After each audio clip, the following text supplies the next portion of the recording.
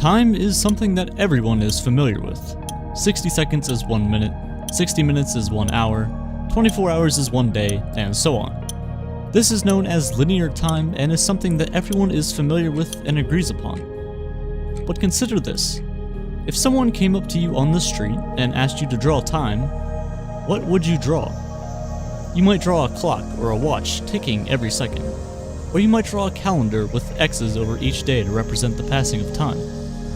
But that's all those drawings would be, just physical representations of the passing of time. Those drawings would just scrape the surface of the enigma that is time.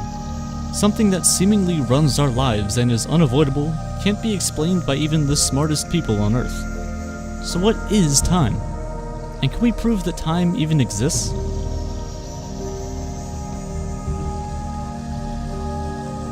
Aristotle once said, "Time is the most unknown of all unknown things." That was nearly 2,500 years ago, and it still stands true today. If you were to go to Google and type in "what is time," you would find that it says time is a dimension. And in many ways, it is. When you text a friend and ask them to meet for coffee, you wouldn't give them a place without a time. However, there's a flaw in that definition of time. It leaves too many doors unopened. Because time is also a measurement. For example, I was born in the 1990s. That was over 20 years ago. If I were to say I was born 18 billion kilometers in the past, that wouldn't make much sense, and people would probably look at me like I'm crazy.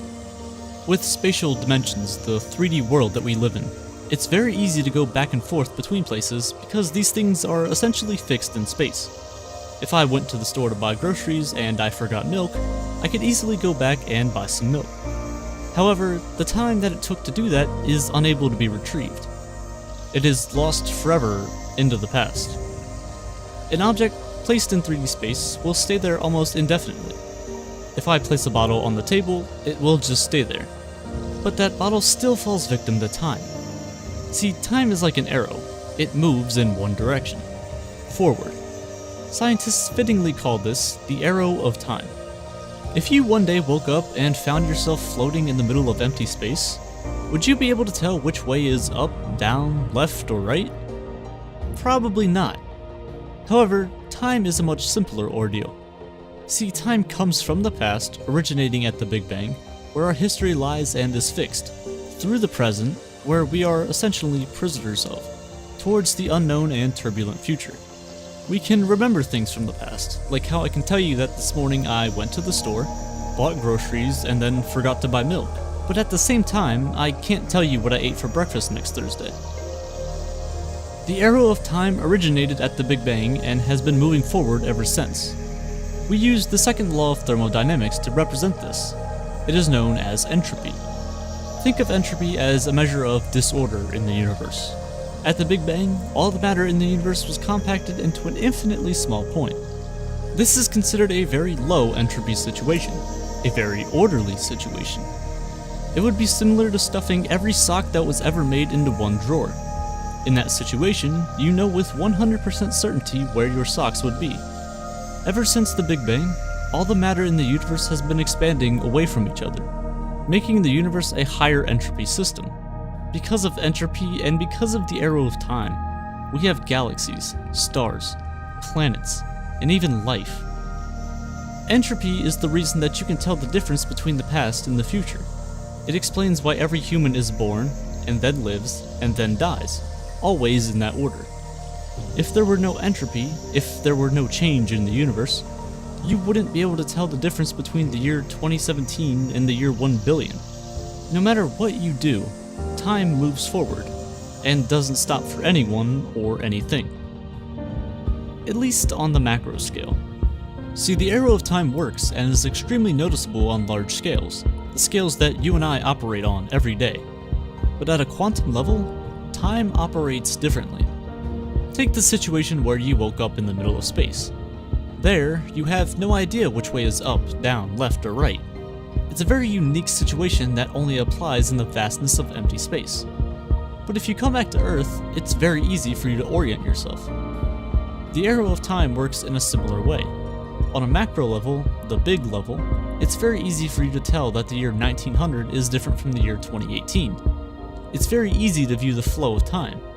However, on a micro scale, if we look deep down into the physics that make up the universe, entropy and subsequently time isn't so obvious. If I were to record myself cracking an egg and pouring its guts into a bowl, and then I reversed the footage, you would easily be able to tell that the footage had been reversed.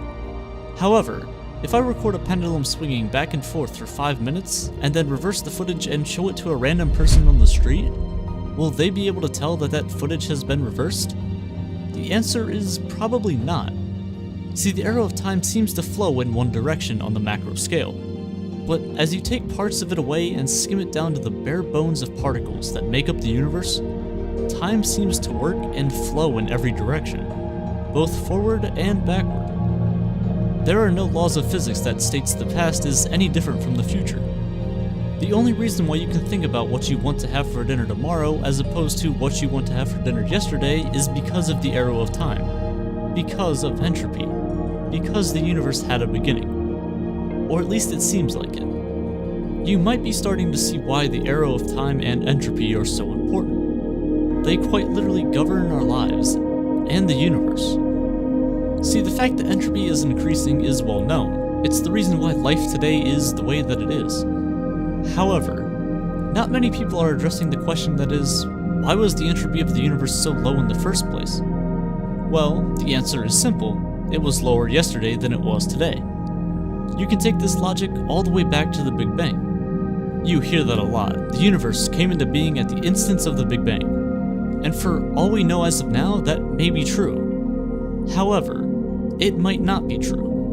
We have the physics of Einstein's general relativity that allow us to go back to mere seconds after the Big Bang.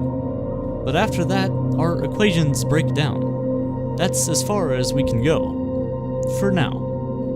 There's no law of physics yet that states that there wasn't time before the Big Bang, and perhaps a reversed arrow of time. We just don't have the science to look that far back yet. In a previous video of mine entitled, The End of Our Universe, I discussed a situation that may occur in the distant future.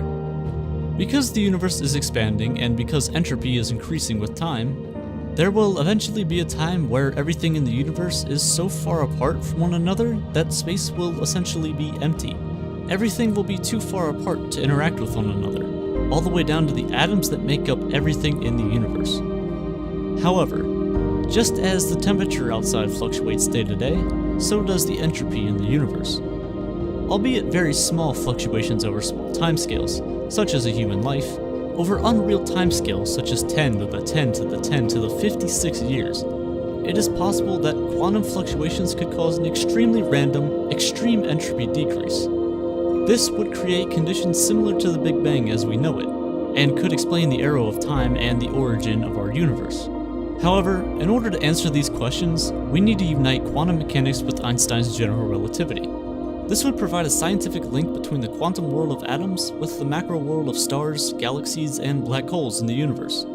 This is dubbed the theory of everything, and is something that many scientists are working on right now. With this theory, we may be able to, for the first time, be able to explain how and why the universe we live in came into existence. And maybe even prove that the multiverse exists.